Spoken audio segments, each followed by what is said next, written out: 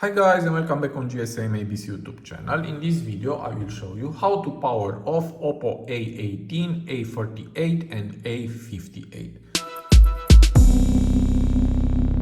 So here is my Oppo A38 and if I want to turn off this phone, the classical way is to push long on the power button, but Google Assistant appears and this is not good.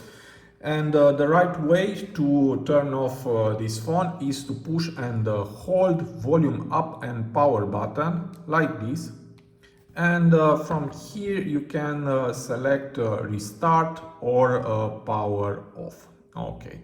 Also we have another way to do this, and for that just go to settings and here go down, and we have here additional settings. Tap to go inside, and here we have power button.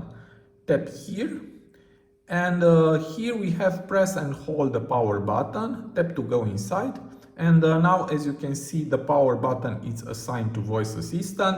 Just select power menu and now exit, and now if you will push it long on the power button you will see that the power off menu appears, and from here you can power off your phone very easy. So this was my tutorial for today. I hope to be useful for you, and see you to the next. Have a nice day.